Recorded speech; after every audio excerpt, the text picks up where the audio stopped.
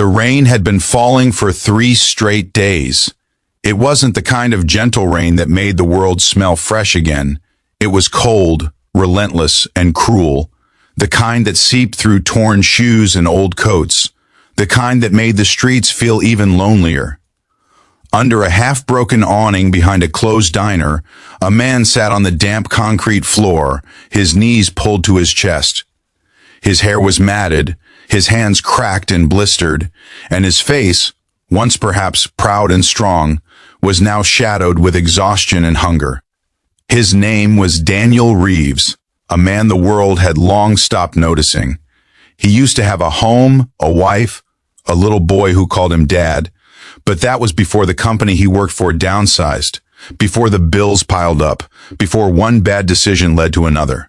Now Daniel had nothing but a torn jacket, a rusted pocket watch that no longer worked, and memories that refused to fade. The rain dripped through the cracks in the awning, landing on his shoes in rhythm with his heartbeat. Somewhere nearby, a car engine hummed and a faint song from a cafe radio whispered through the air. For a long while, Daniel just stared at the reflections of headlights in puddles, wondering if he still existed in this world at all. If you believe in kindness, compassion, and second chances, please take a moment to like this video, share it with someone who needs hope today, and subscribe to Kindness to Heart. Your support keeps stories like this alive. The next morning, Daniel woke up shivering. The rain had stopped, but the streets glistened with puddles and the sky hung low and gray. His stomach growled painfully. He hadn't eaten in almost 2 days. He walked slowly toward the town's shopping district, where shiny cars lined the road outside a small luxury car detailing shop. The scent of polish, soap, and gasoline filled the air. The workers were busy laughing, joking, spraying hoses, and wiping windshields. Daniel watched from a distance, clutching his jacket, tightly as though it could hide his brokenness. He wanted work, any work. He had been turned away from so many places that he stopped expecting kindness. Still, something inside him pushed him forward. He waited until one of the young men, maybe in his 20s, wearing a bright yellow apron, looked his way. "Hey!" the man called out. "You need something, old-timer?" Daniel swallowed, forcing his dry throat to work. "Just looking for work," he muttered. The group laughed quietly among themselves. "Work? You?" one of them said mockingly. "You got no tools, no car, no ID. What can you do?" Daniel's face flushed red. "I can wash cars," he said, trying to sound confident. "I used to work detailing fleets. I know how to make them shine." The men exchanged amused glances. The manager, a heavy-set man named Mark, walked over with a smirk. "You wash cars, huh? Fine. Wash those 3 over there. If they don't look good, don't come back." He tossed a dirty rag toward him. Daniel caught it. His hands trembled, not from fear, but from weakness. He spent the next 6 hours scrubbing, rinsing, polishing. His back ached, his hands burned from the cold water, but he didn't stop. Every reflection of sunlight on the car's surface reminded him of his old life. The days when he used to drive his son, Ethan, to school in a little blue sedan. He could almost hear his laughter. "Faster, Daddy! Race the wind," he used to say. Daniel blinked away tears and focused harder. When he was done, the cars looked spotless, gleaming like mirrors under the weak afternoon sun. Mark returned, surprised.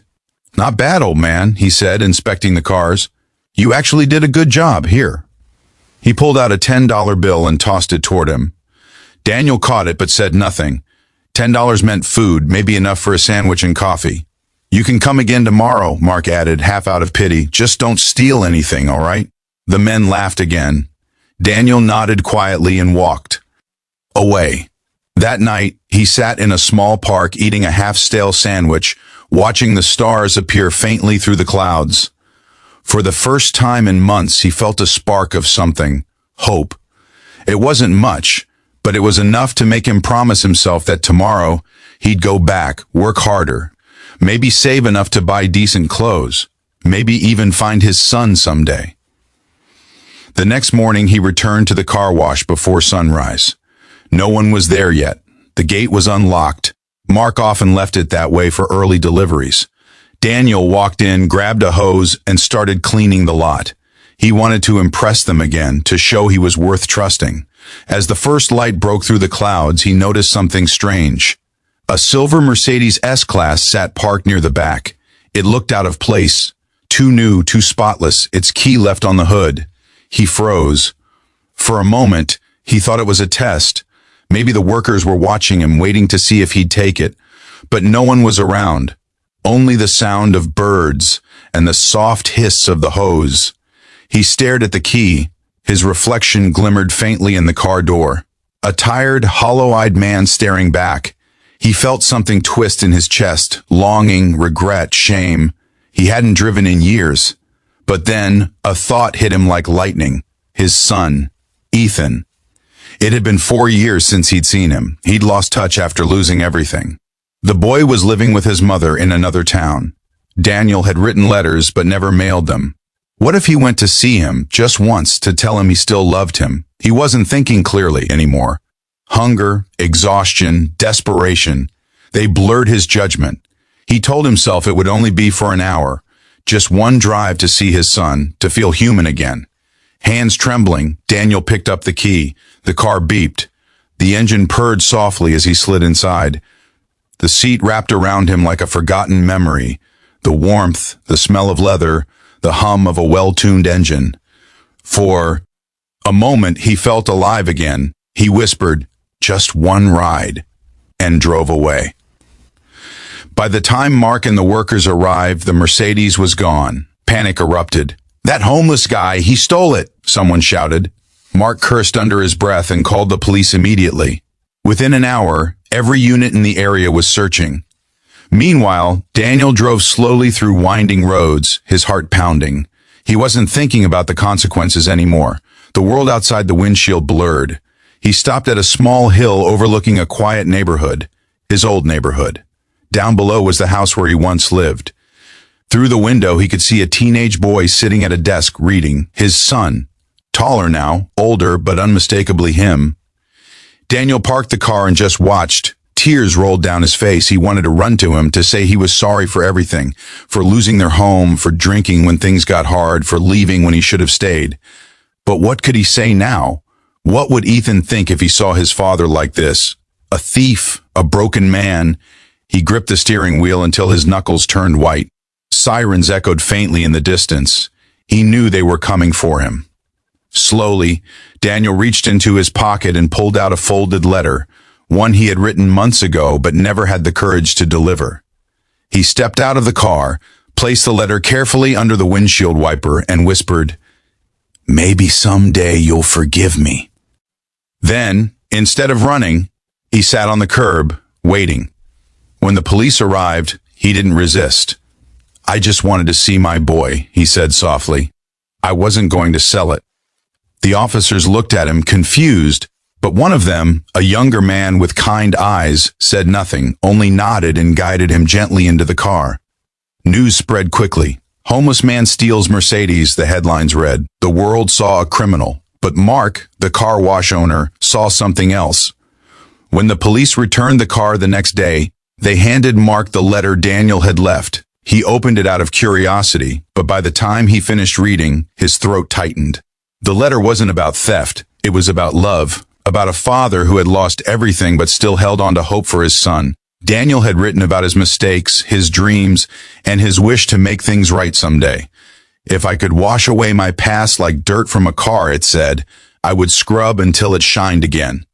Mark sat in silence for a long time. Something inside him shifted. The next day, he visited the police station. "Drop the charges," he told them. He didn't mean harm. The officers hesitated, but Mark insisted. "He's a good man who made a bad choice. Maybe all he needs is a chance." When Daniel was released, he expected anger, maybe even hatred. Instead, Mark was waiting outside, holding a cup of coffee and a clean jacket. "You're coming back to work," he said. Daniel blinked in disbelief. "You still want me?" Mark smiled faintly. "Everyone deserves a second wash, right?" Weeks passed. Daniel worked hard, harder than anyone there. He showed up early, stayed late, saved every dollar he earned. The other workers, who once laughed at him, began to respect him. He taught them tricks of the trade, told quiet stories, never complained. One afternoon, Mark handed him a small envelope. Inside was a note and a set of keys. "You've earned this," it read. The old Honda outside, it's yours now. Daniel stood there, unable to speak.